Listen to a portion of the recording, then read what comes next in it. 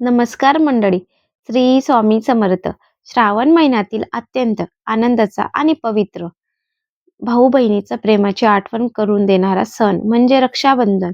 या दिवशी बहीण आपल्या भावाच्या मनगटावर राखी बांधून त्याच्या सुखी, निरोगी आणि दीर्घ आयुष्यासाठी प्रार्थना करते. तर भाऊही आपल्या बहिणीच्या रक्षणाचे आणि तिच्या सुख दुःखात सदैव सोबत राहण्याचे वचन देतो. पण यंदाचे रक्षाबंधन काही कारणामुळे विशेष चर्चेत आहे. 2026 मध्ये रक्षाबंधन नेमके कोणत्या दिवशी आहे? राखी बांधण्यासाठी योग्य वेळ कोणती? भद्रा कधी आहे?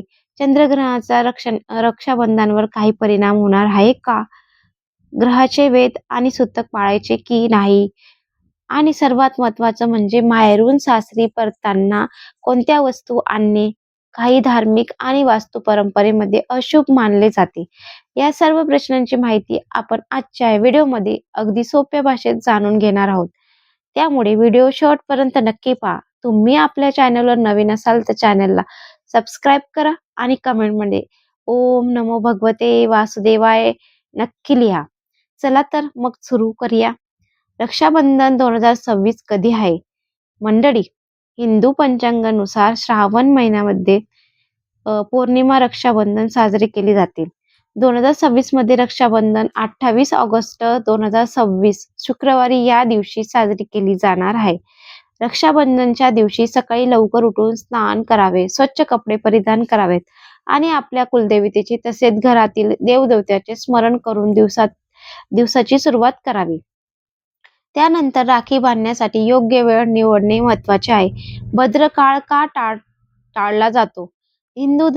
धार्मिक परंपरेमध्ये भद्रा काळामध्ये अनेक शुभ कार्य करण्याचे टाळले जाते.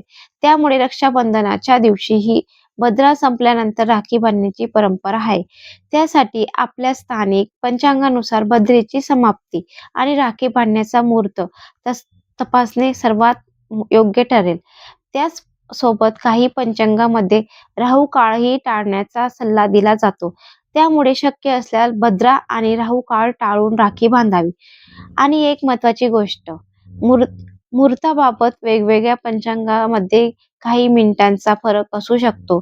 त्यामुळे आपल्या शहरासाठी उपलब्ध असलेले विश्वसनीय पंचांग किंवा स्थानिक पुरोहित त्यांच्याकडून वेळ निश्चित करणे उत्तम आहे.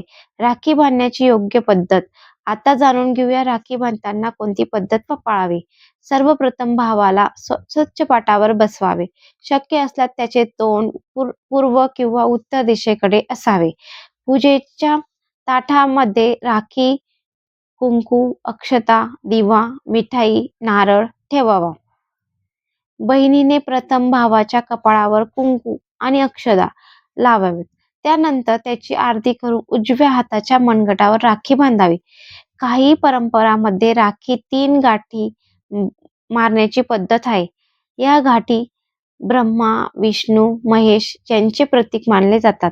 राखी बांधल्यानंतर भावाला मिठाई भरवावी आणि त्याच्या दीर्घ आयुष्यासाठी प्रार्थना करावी.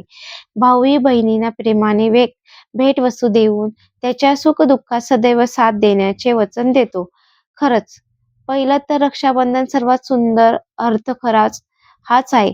नात्यातील प्रेम, विश्वास, एकमेकांसाठी असलेली काळजी. यंदाच्या रक्षाबंधनाला चंद्रग्रहण आहे का? मंडळी, यंदाच्या रक्षाबंधनच्या आसपास चंद्रग्रहणाची चर्चा मोठ्या प्रमाणात होत आहे. इथे एक गोष्ट लक्षात घेणे महत्त्वाचे आहे. एखादे ग्रहण खगोलशास्त्र दृष्टीत घडत असेल तरीही ते प्रत्येक ठिकाणाहून दिसते असे नाही. धार्मिक परंपरेनुसार ग्रहणाचे वेध, सूतक याबाबत ग्रहण आपल्या देशातून दिसते की नाही याला महत्त्व दिले जाते. त्यामुळे भारतातून हे ग्रहण दृष्टमान नसेल तर सामान्यतः त्या ग्रहणाचे सूतक पाडण्याची आवश्यकता मानली जात नाही. म्हणून फक्त ग्रहणाच्या नावाने घाबरून जाण्याची गरज नाही. तरीही ज्यांना आपल्या कुटुंबाच्या धार्मिक परंपरेनुसार नियम पाळायचे असतील त्यांनी आपल्या स्थानिक पंचगणांना आणि परंपरेच्या आधारे घ्यावा. रक्षाबंधनच्या दिवशी कोणत्या गोष्टी टाळाव्यात? या दिवशी काही साध्या गोष्टीची काळजी घ्या. घरामध्ये निराकार वाद घालणे टाळावे. देवपूजा आणि रक्षाबंधनच्या विधी शांत मनाने करावा. दक्षिण दिशेकडे तोंड करून राखी बांधण्याची पद्धत अनेक घरांमध्ये टाळली जाते. तसेच तुटलेली, खराब किंवा अशुभ मानलेली जाणारी राखी बांधण्यापेक्षा ऐवजी स्वच्छ आणि नवीन राखी वापरावी. राखीच्या दिवशी मनामध्ये प्रेम, आपुलकी आणि सकारात्मक भावना ठेवणे हेच सर्वात महत्त्वाचे नियम आहे. आता तो आता येतोय सर्वात चर्चेचा मुद्दा. मंडळी, रक्षाबंधनसाठी प्रत्येक विवाहित बहीण मोठ्या आनंदाने माहेरी जाते. आई-वडिलांना भेटते, भावाला राखी बांधते आणि घराकडून प्रेमाने काही ना काही वस्तू घेऊन सासरी परतते. पण आपल्या समाजातील काही धार्मिक आणि वास्तू परंपरेमध्ये रक्षाबंधनच्या दिवशी माहेरून परतताना काही वस्तू सोबत आणणे टाळण्याचा सल्ला दिला जातो. या गोष्टींना वैज्ञानिक नियम समजू नये. त्या प्रामुख्याने पारंपरिक श्रद्धा आणि वास्तू संकल्पनेशी संबंधित आहे. चला तर कोणत्या ते पाहूया. पहिली वस्तू, माहेरून एखादे जुने कपडे, वापरलेली भांडी किंवा घरातील टाकाऊ वस्तू असतील आणि त्या सासरी उपयोगी पडतील म्हणून आपण घेऊन येतो. परंतु काही पारंपरिक मान्यतानुसार अशा वापरलेल्या किंवा जुन्या वस्तू शुभ प्रसंगी माहेरून सासरी आणणे टाळावे. विशेषतः वस्तू खराब, तुटलेल्या किंवा वापरण्यायोग्य नसतील तर त्या घेऊन येण्याऐवजी नवीन वस्तू घेणे अधिक योग्य मानले जाते. दुसरी वस्तू, धारदार वस्तू, कात्री, सुरी, सुई, इतर धारदार वस्तू भेट म्हणून मिळाल्या तर त्या रक्षाबंधनच्या निमित्ताने माहेरून सासरी आणू नये. कधी काही ठिकाणी परंपरा आहे. वस्तू आणि लोकमान्यनुसार धारदार वस्तू घरातील सौहार्दाला बांधा आणतात अशी श्रद्धा आहे. म्हणून शुभ सणाच्या दिवशी शक्यतो अशा वस्तूंची देवाणघेवाण टाळण्याची पद्धत काही कुटुंबामध्ये आहे. तिसरी वस्तू, बंद घड्याळ किंवा खराब इलेक्ट्रॉनिक वस्तू. माहेरून पडून असलेले बंद घड्याळ, खराब मोबाईल, बिघडलेले इलेक्ट्रॉनिक सामान किंवा इतर खराब वस्तू सासरी नेऊन दुरुस्त करून म्हणून येऊन घेण्याची गरज नाही.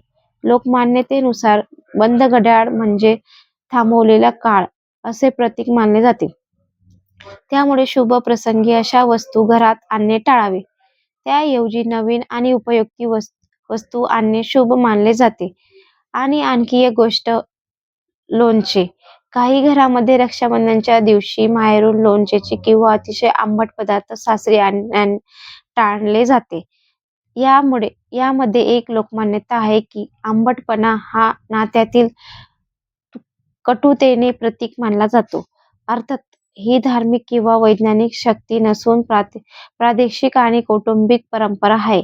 त्यामुळे तुमच्या घरात अशी परंपरा असेल तर ती श्रद्धेने पाळू शकतात. मंडळी, रक्षाबंधन हा भीती निर्माण करणारा सण नाही. हा सण आहे प्रेमाचा, विश्वासाचा, आशीर्वादाचा आणि बहीण भावाच्या अतूट नात्याचा. माहेरी जाताना आई वडिलांचे आशीर्वाद घ्या, भावाला प्रेमाने राखी बांधा आणि आनंदाने सण साजरा करा.